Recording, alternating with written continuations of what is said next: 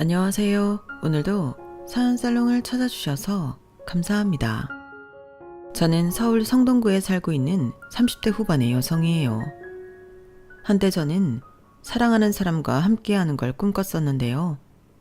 한 번에 원치 않은 이별과 그 다음에는 파토를 내버리고 나니 지금은 누구를 만나겠다는 생각이 없는 상태예요. 결혼을 물질적인 교환 수단으로 보는 사람들 때문에 질렸거든요. 제가 직접 그런 사람들을 만나게 됐고 결혼 약속을 파토냈기 때문에 이렇게 사연을 보내게 됐어요.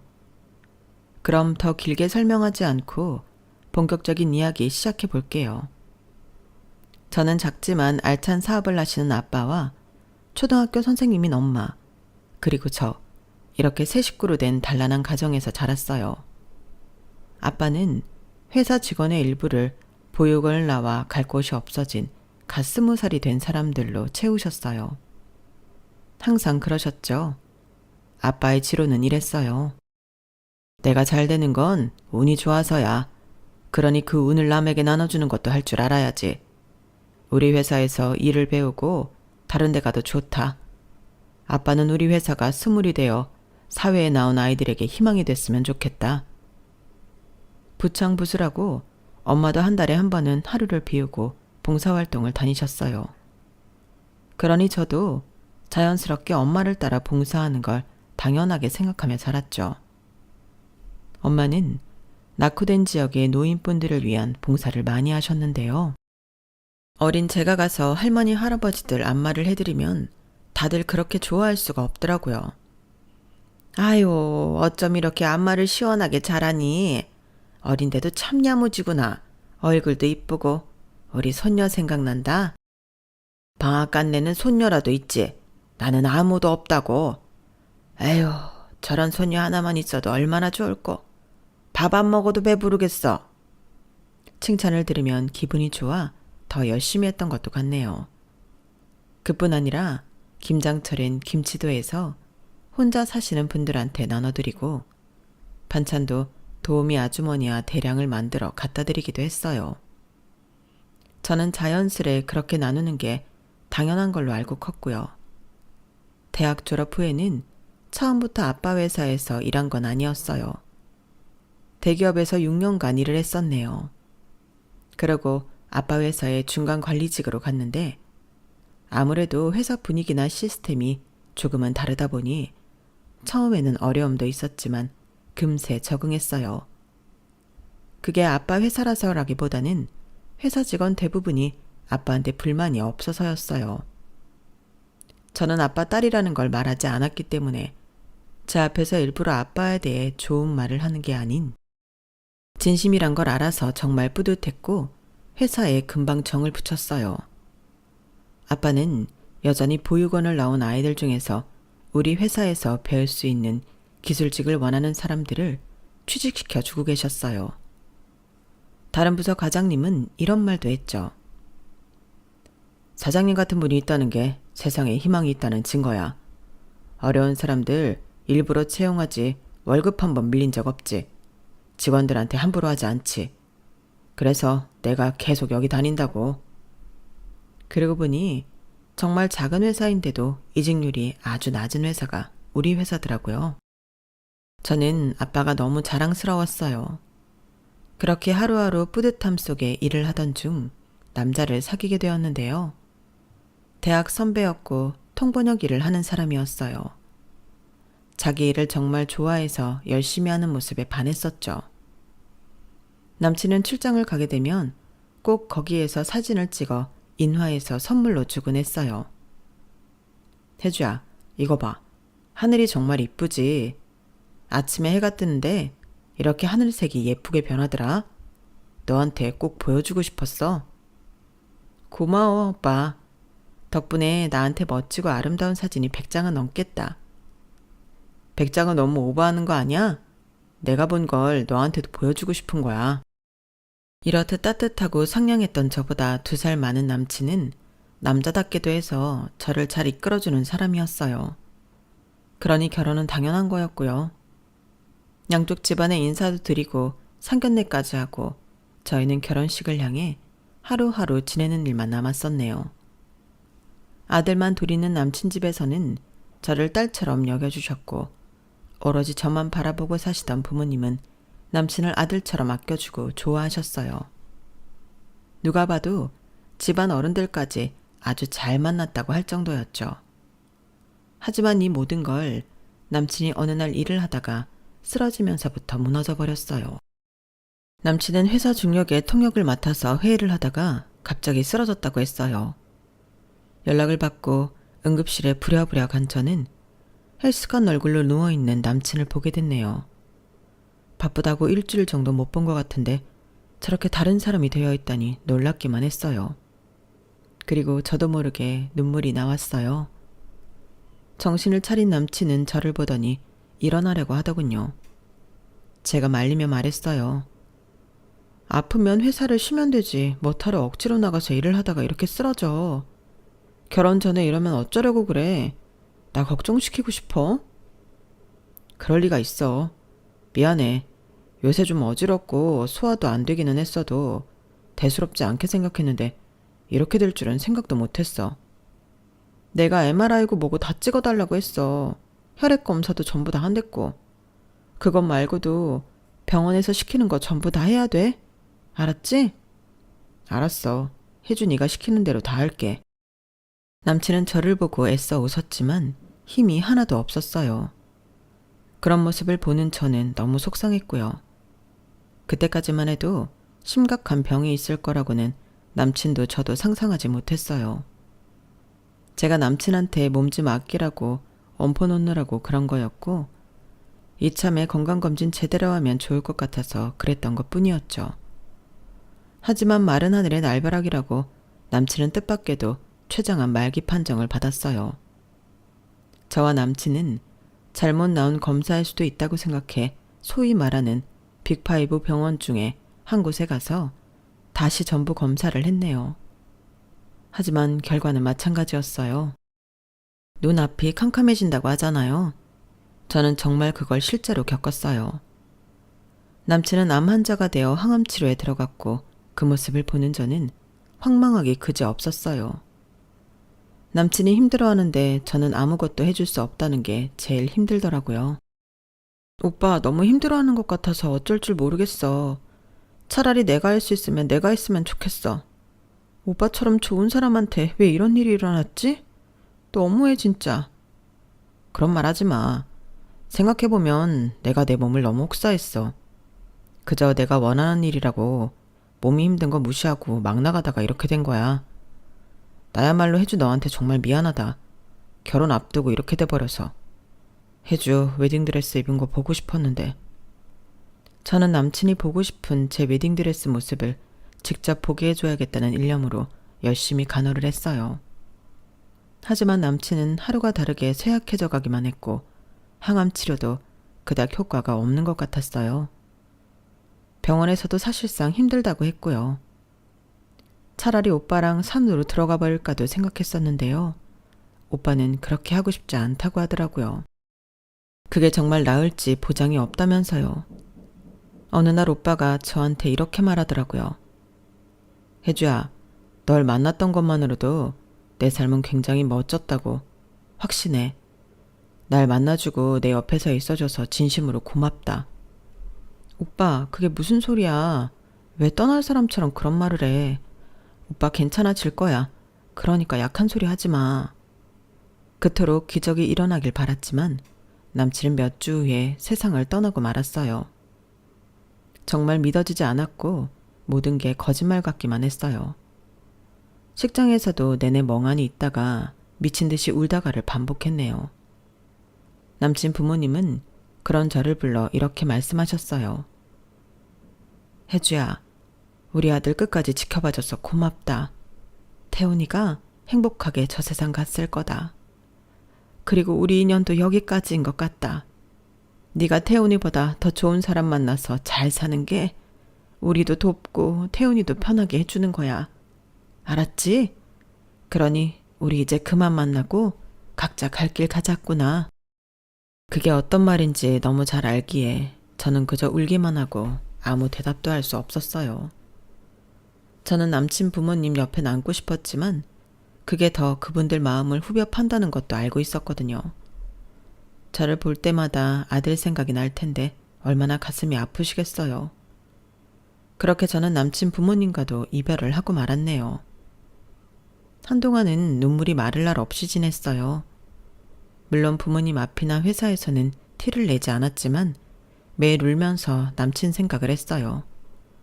그러다 보니 꾸역꾸역 밥을 먹어도 살은 계속 빠졌고 부모님도 저를 걱정 많이 하셨어요.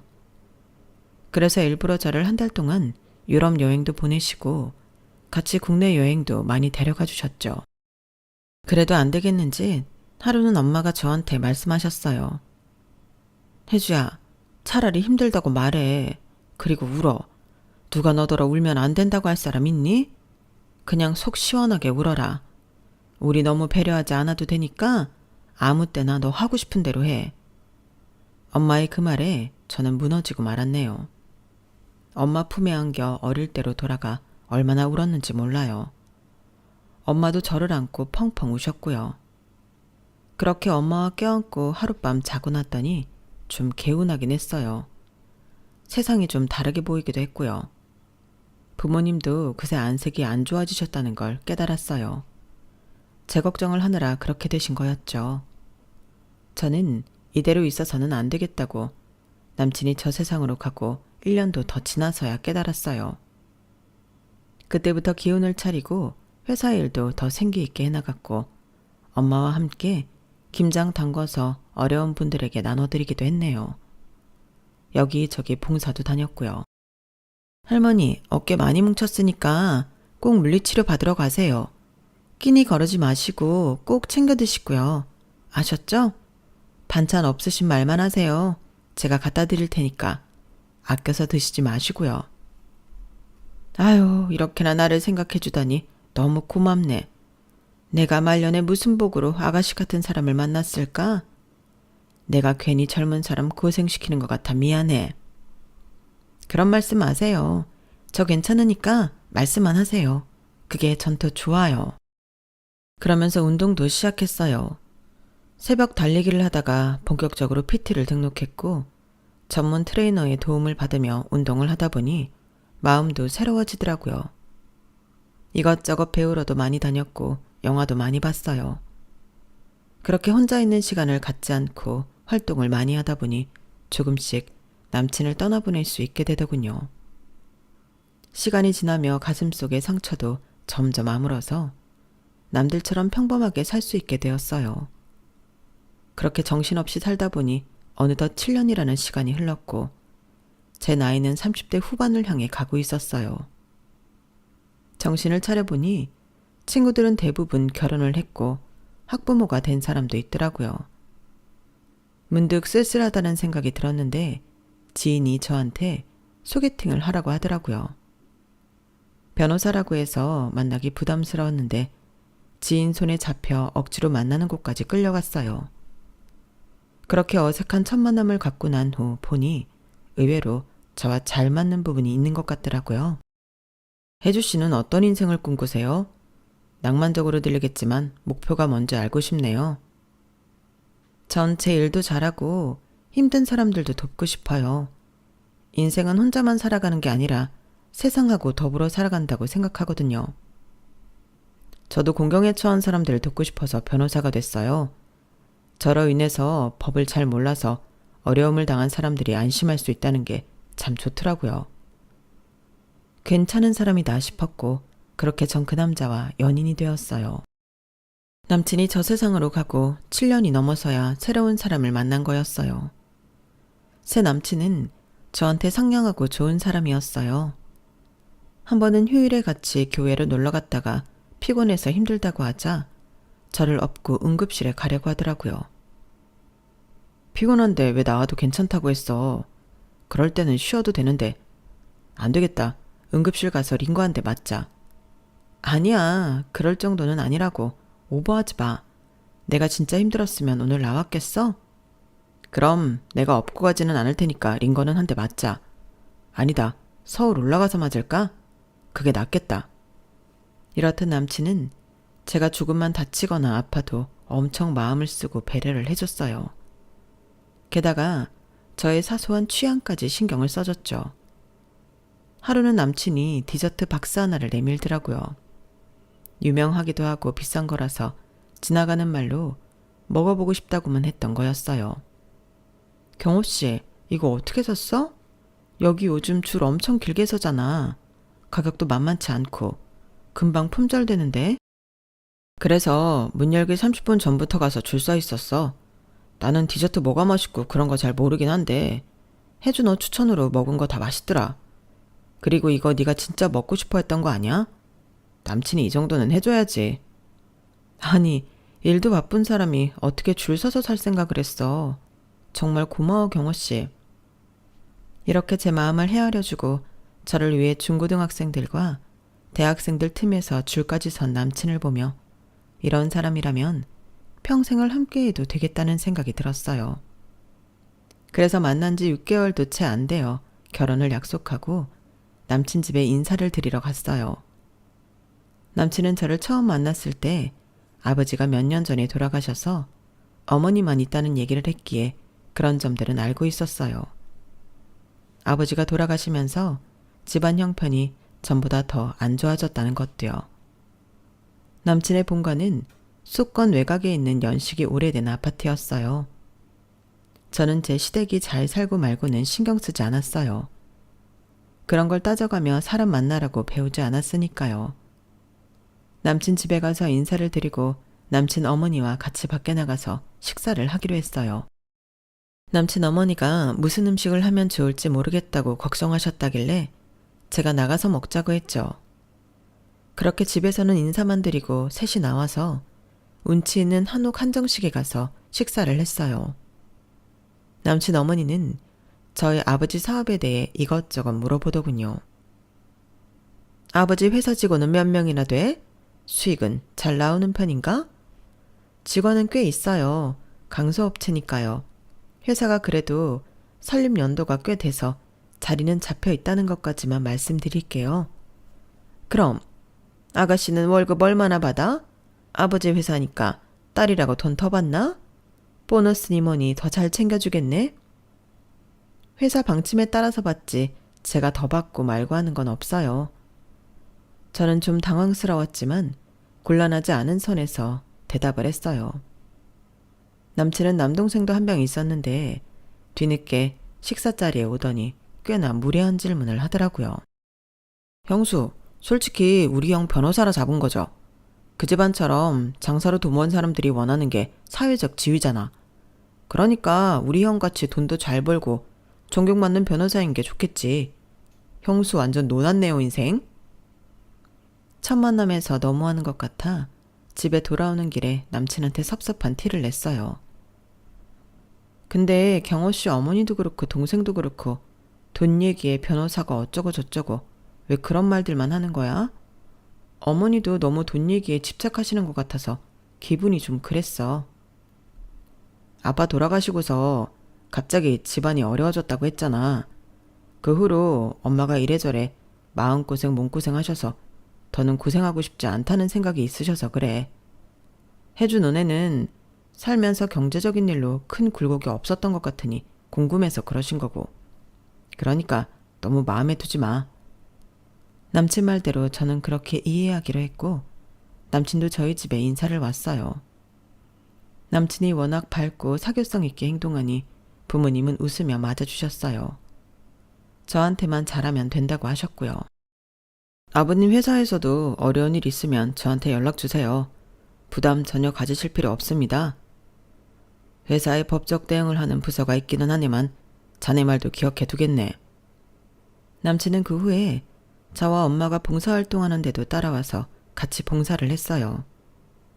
변호사 티도 내지 않고 할머니 할아버지들한테도 잘하더라고요. 엄마는 그런 남친을 보며 말없이 웃기만 하셨어요. 그저 저한테만 잘하라고 하셨고요.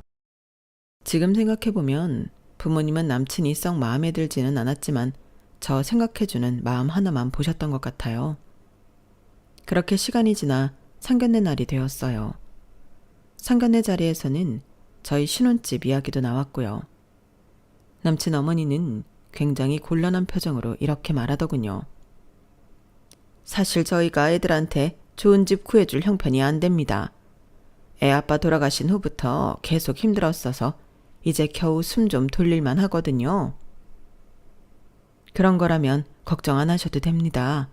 애들 살 집은 저희가 마련해 보겠습니다. 요즘 신혼집을 꼭 남자가 해야 된다는 법은 없지 않습니까? 아우, 그렇게 말씀해 주시니 감사하네요.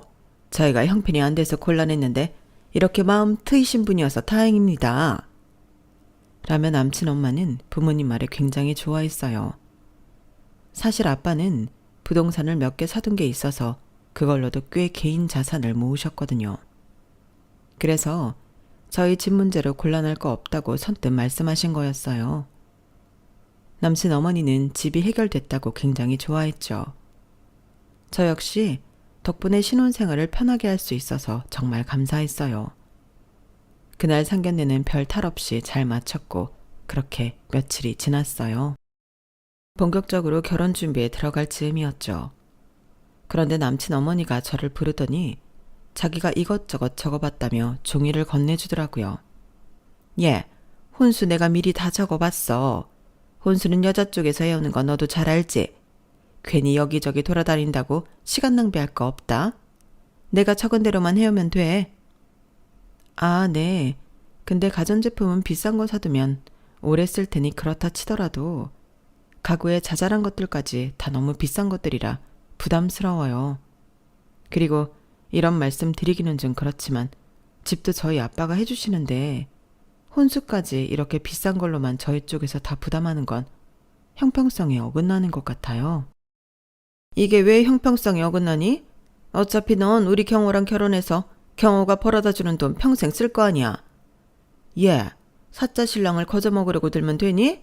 사짜랑 결혼하려면 이건 기본이야. 너 그것도 몰라? 상견례를 하기 전까지는 상상도 못하던 말들이었어요. 그 전까지는 감쪽같이 본 모습을 숨기고 있다가 상견례 끝나고 결혼 준비를 제대로 시작하니까 다짜고짜 고가의 혼수를 요구하는 거예요. 저는 너무 황당하고 어이가 없었지만 바로 뭐라 할 수가 없었어요. 그래서 일단 생각해 보겠다고 하고 나중에 남친을 만나서 차근차근 따졌죠. 경호 씨 어머님이 혼수 너무 비싼 것만 해오라고 하시는데 우리 둘 사는데 그런 고급이 필요해? 그냥 우리끼리 있는 돈에서 적당히 하면 되지. 어머님하고 도련님 옷까지 엄청 비싼 옷을 해오라고 하셨어. 나 이건 좀 아닌 것 같아. 그리고 솔직히 우리 아빠가 집까지 해주시는데 이걸 다 나보고 하라고 하는 건 불공평하잖아. 이게 다 내가 경호 씨가 벌어다 줄 돈 생각하면 아무것도 아니라는 식으로 말씀하시는데 이게 말이 된다고 생각해? 네가 생각할 때 그럴 수 있어. 불합리하게 느껴지는 거 이해해. 근데 엄마 말이 맞긴 하잖아. 내가 지금 돈이 없는 거지. 앞으로를 생각하면 내 가치가 훨씬 높잖아. 그러니까 그건 맞는 말이야. 너희 집에서 더 돈을 많이 쓰는 게 당연한 것 같은데? 저는 남친이 이런 말을 하리라고는 상상도 못해서 완전 충격을 받았어요. 평소에 변호사라고 젠척한 적도 없고 돈에 연연하는 건 더더욱 없었거든요. 그동안 남친이 저한테 보여줬던 모습들이 진실하다고 여겼기 때문에 쎄한 건 단지 기분 탓이라고 넘기기로 했어요. 하지만 얼마 안 가 남친 어머니는 더 황당한 말을 하더라고요. 내가 우리 친척들한테 돌릴 한복할 집 알아놨다. 강남에 있는 데니까 그렇게 알고 미리미리 준비해. 한복은 가족이나 아주 가까운 친척한테만 하면 되는 거 아닌가요? 근데 남친 어머니는 완전 비싼 고급 한복집에서 남친 친가 쪽 사촌까지 외가는 8촌쯤 되는 사람한테까지 다 하라는 거였어요. 거기에 더해 남친 동생도 거들더군요. 형수, 저 옷 하나 갖고는 안 될 것 같아요. 우리 양복 사기로 한 데에서 요즘 스타일로 한 벌만 더 해줘요. 결혼식 날 입을 건 좀 꼰대스러워서 어디 입고 다니기 좀 그래요. 그리고 거기에 맞게 시계 하나 해줄래요? 옷에 맞는 구두 있는데 시계가 없네. 이왕이면 롤렉스, 오케이? 도련님, 평소에 롤렉스 차고 다니면 너무 부담스럽지 않겠어요? 결혼식 때만 찰 거면 낭비잖아요. 도련님 나이대에도 안 어울리고요.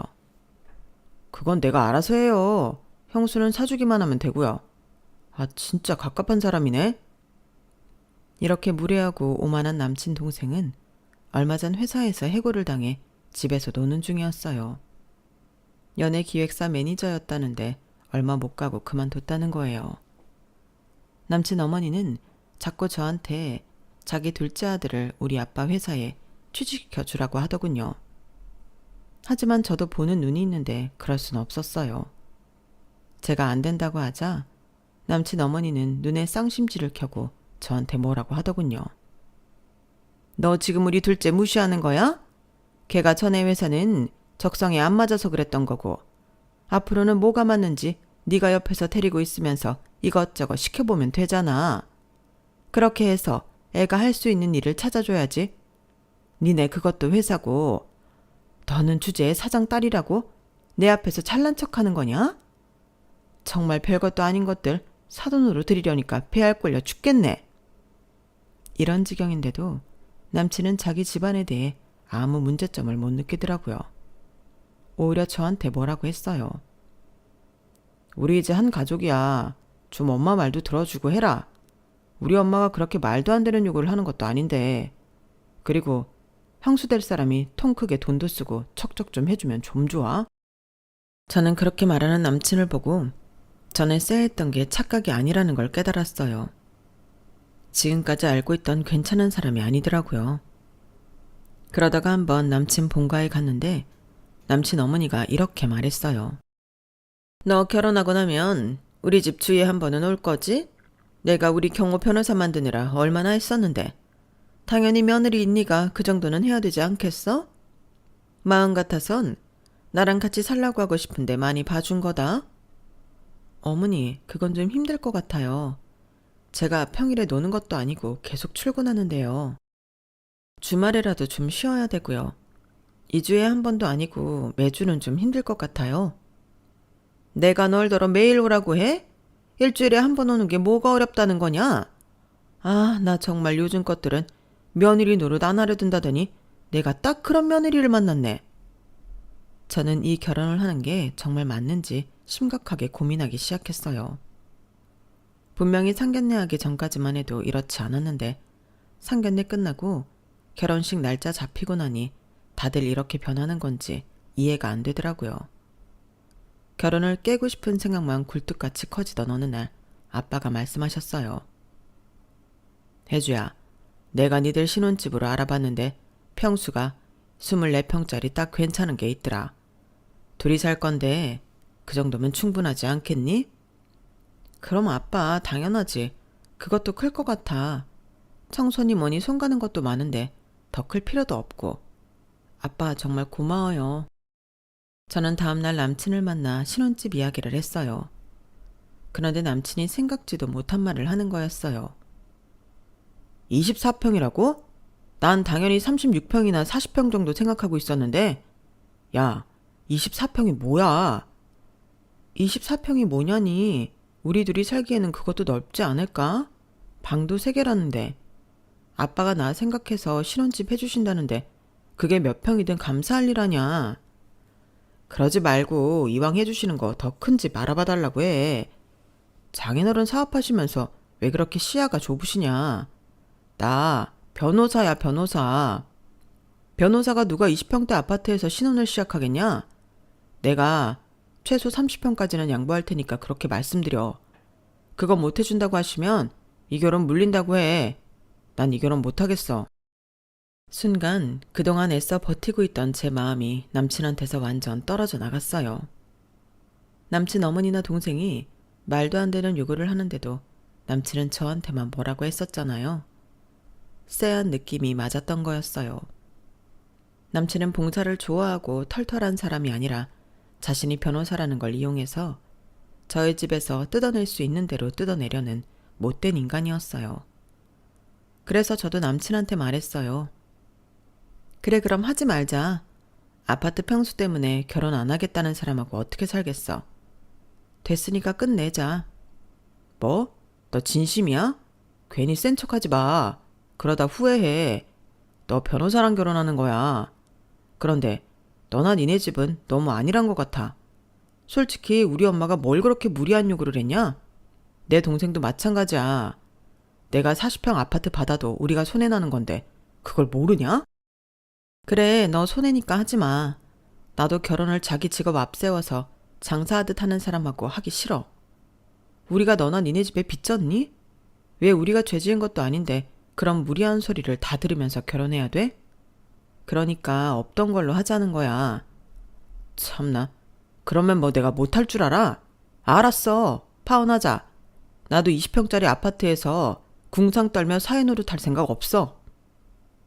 머무든 개가 머무든 게 나무란다고 남친은 오히려 저한테 큰 소리를 치더군요.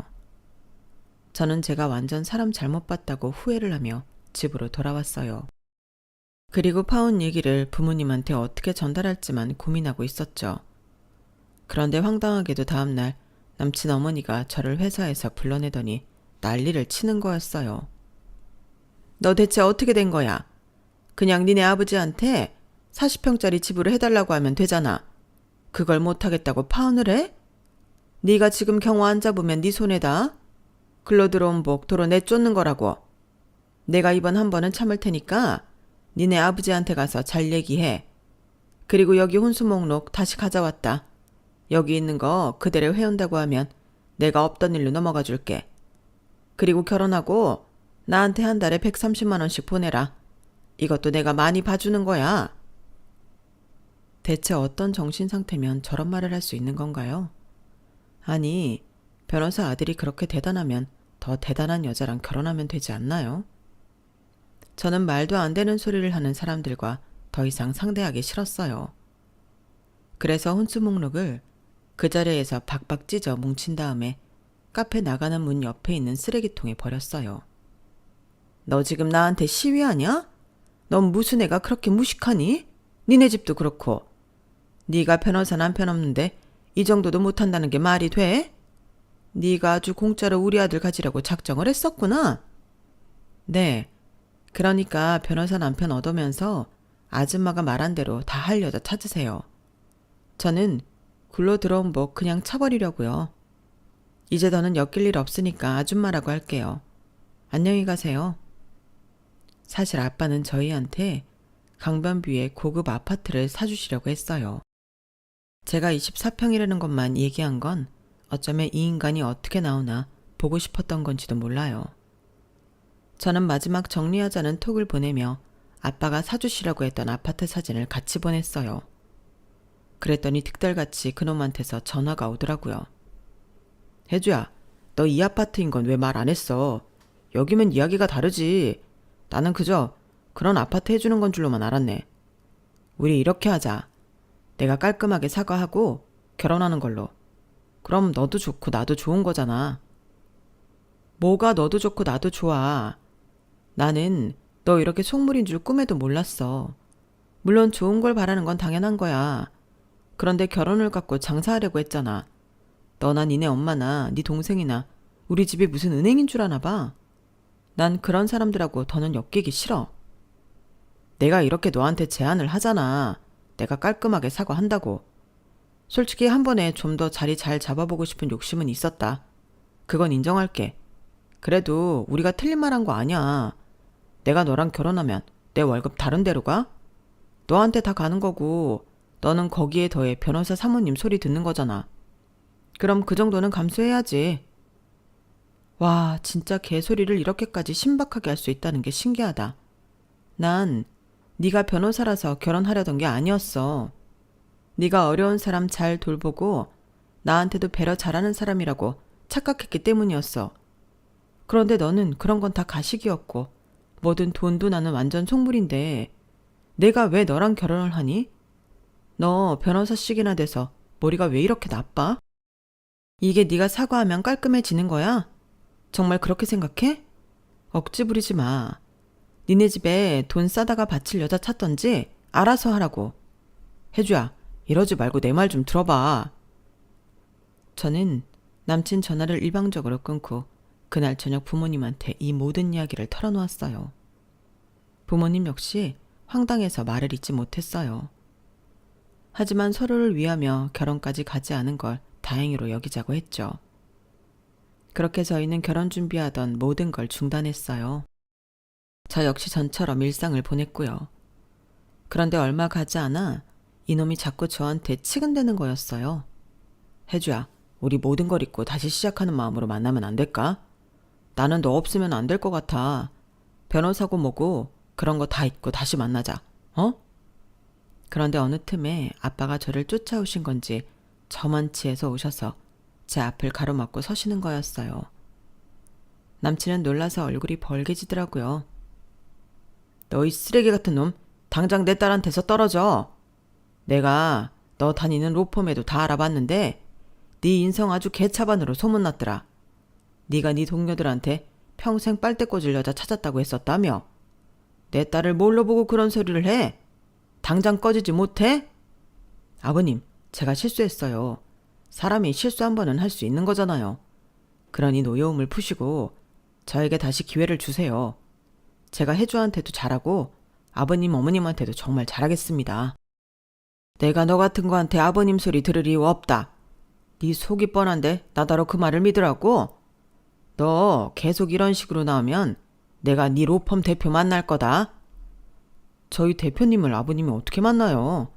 허, 그러니까 네 말은 내가 니네 대표 만날 급이 안 된다는 것 같은데 우리 회사 고문 변호사가 니네 대표 선배야. 알기나 해?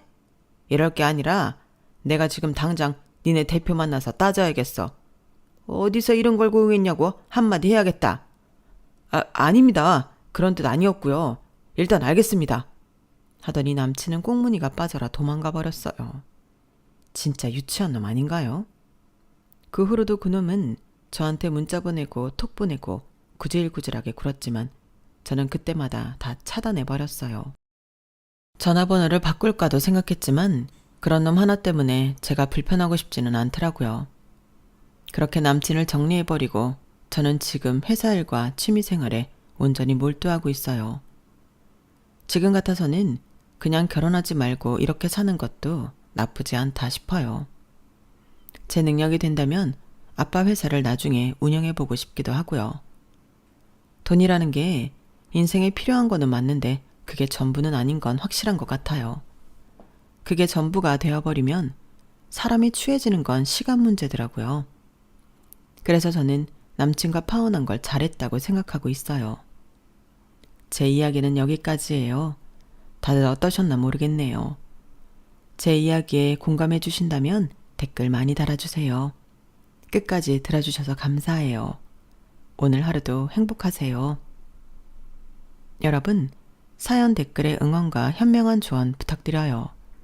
좋아요와 구독은 저에게 큰 힘이 됩니다. 오늘도 좋은 일 가득하세요.